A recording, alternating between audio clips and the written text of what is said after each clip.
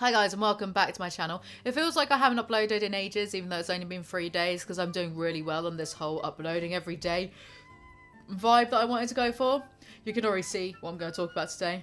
Truth to be told, I didn't feel very well for the past few days, like physically, a little bit drained mentally. Felt as though I was getting a bit of a fever last night, and the thought did cross my mind, what if I've got coronavirus? Have I got coronavirus? At least I've got about 10 tins of baked beans. That'd last me 2 weeks. The funny thing is though, if I have got coronavirus, I know exactly where it's come from. I know exactly how I've got it. So that would be a story time video for another time. I would title the video, I have coronavirus, in brackets, not clickbait. So at least I'd have that going for me. If that was the case, you got to monetize any ill will that befalls you. I don't know. So there's that. And then also, before we get on to today's clown worlds, I've got 2 stories for you guys. This one, people kept sending to me. I get it, guys. Okay, I'll do it. There's something really serious that I want to talk about. Super serious. I've been out today, but I've got barely any makeup on. Eyebrows, that's about it. Saw you, Renade. This. Remember back in the 80s, because I was totally alive then, when people would do this and say things like bogus and radical. I want to bring this back. Look, I'm a trendsetter.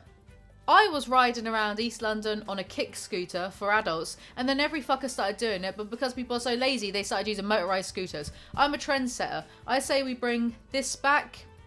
Also, calling people suckers, because I find that if you insult people... What a mature conversation this is. What a mature line of thinking. If you insult people with words that aren't swear words, it's well more effective. Like if you're just like, sucker. Or, you know in Home Alone, when Kevin finds a picture of Buzz's girlfriend, he's like, Buzz's girlfriend, woof. We should bring that back, saying woof. I don't know if it was ever a thing, but I'm going to make it a thing. I'm a trendsetter. So this, suckers, and woof. I want everyone to be doing that as much as possible. If we can get stuff like this back, like we're in an 80s surfer dude film, well, Bill and Ted 3 is going to come out next year, so maybe we can have this back in time for that. I don't know, it's just some thoughts that I had earlier today. So anyway, let's get on with today's video. Now I'm suitably warmed up. Woman ends up in court for dropping Greg's paper bag 10 years ago. It took 10 years for justice to be served upon Grace Firth. Could already tell this is going to be really sarcastic. 10 years ago, Grace Firth from Stockport committed a crime but evaded justice for more than a decade. Finally, the law has caught up with the 32-year-old student and she has appeared in court to answer for a most heinous crime. Heinous! That's like a surfer dude, like heinous, bogus. See? Bringing it back. Bringing it back, bitch! Experts eventually traced her about putting her on Manchester's most wanted list and without any appeals for witnesses. Perhaps if they had, this woman could have been hauled before the court sooner to answer for her offence, dropping a Greg's paper bag on the floor. The thought just ran from my head, has Greg's even been around for 10 years? Pretty sure it has. Firth from Stockport did not know she had been a crook on the run since August 2009 when she failed to turn up to court for the horrific violation of the law. The crime scene, Bridgewater Place in Manchester city centre's northern quarter, has since been cleaned several times, but without the help of the £370 Firth was ordered to pay over a decade ago. What, for dropping a paper bag? It's Greg's paper bag's biodegradable, isn't it? But her luck ran out and she was told she had to appear before the magistrates in December last year of what was described as historical debt. That is when it dawned on Firth that she was a convict who had been on the run, skillfully evading justice and staying under the radar for over 10 years. What a legend. She told the magistrates that the letters summonsing her to court in 2009 had been sent to her mother's address. Those letters were thrown away or returned to sender.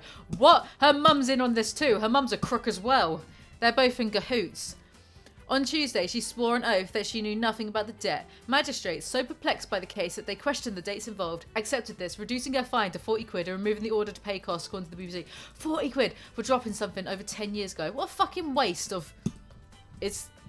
I feel like if I say, what a waste of taxpayers' money, there's going to be at least one commentator like, well, actually. So, you know, if I'm wrong, what a waste of time regardless. They told her as she left, you've been very fair and honest. Thank you for being so honest and for turning up. I wouldn't have bothered. Is that really worth turning up for? 40 quid? Just for a funny story that you can tell at parties? It's ridiculous. The British legal system at its best. Pointless. Cheers, Toby. Good one. Confused by the date, still expects them to pay the fine. Top tier legal system right there. Truth.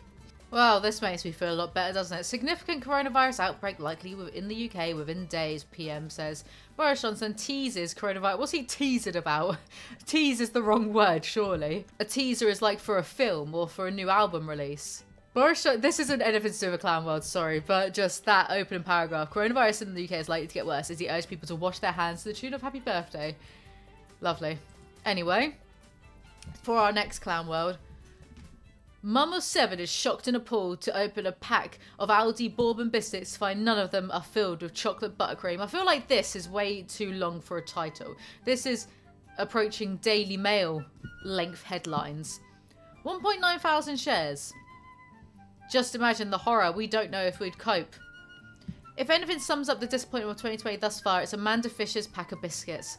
Mum of 7, Amanda, 42, was shocked when she opened up a pack of bourbon biscuits she bought from Aldi and found that every single biscuit inside was missing its buttercream filling. Honestly, we're impressed she didn't cry right then. Imagine popping on the kettle, making a cup of tea, and then just as you settle in to crack open the biscuits, your heart and trust are irrevocably broken. We don't know how we'd cope. I hope someone was fired for this blunder. I hope Aldi goes into administration and shuts down. Amanda was surprised but found the incident pretty funny. Yeah, laugh of the decade, that. The mum from Castle Island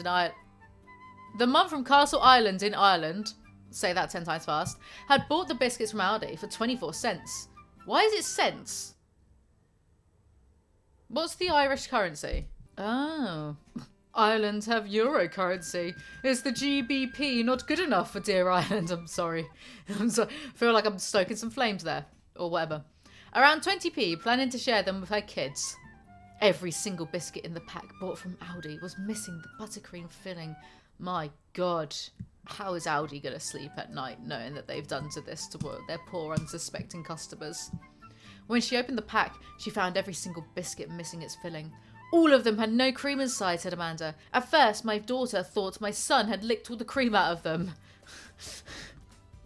There's no, lick marks on it, and also, that'd be gross. Children are gross. I have never seen that before and thought it was funny. I was surprised when I opened the packet saw the first one. I decided to get the rest out and they were all the same. I quite like that biscuity part. I'll just delete it. Be alright. Decent. I told Aldi about it and they offered to send me a new packet, but I wasn't that bothered because they didn't cost that much. Look, get your money's worth. Get 5 new packets. Why don't you? Amanda said Aldi was willing to send a new packet of the 200-gram biscuits free of charge. Yeah, she literally just said that, Metro. Stop trying to meet your word count. She posted photos of the buttercream-less biscuits on Facebook to show her friends. She said people made funny comments such as, it's like being robbed in your own home and it's daylight robbery. Brilliant. Incredible. So funny. Proper knee slapper, that one. Our thoughts are with Amanda in this trying time. You honestly earn a living reporting this rubbish. Oi, mate, I earn a living making videos about this rubbish, so pipe down. There's scraping the barrel, then there's this. Tony Harrison! Can't believe it. Wait, how does Tony Harrison talk? Me and the Mrs. Harrison. It's something along those lines. Leave me alone, guys. I'm tired. I didn't know that you could put picture replies in the Metro comment section. This isn't going to get abused at all, is it? Right, well, that's all for today. That's your clown world done and dusted. If you enjoyed this video, do remember to like, comment, subscribe. I'm going to upload every single day this week. Watch that I don't. Fast forward to tomorrow where I don't bother doing that. But I'll try to. Anyway, thank you guys so much for watching. Follow me on Instagram, because I need more followers on Instagram. And I'll see you guys next time. Bye!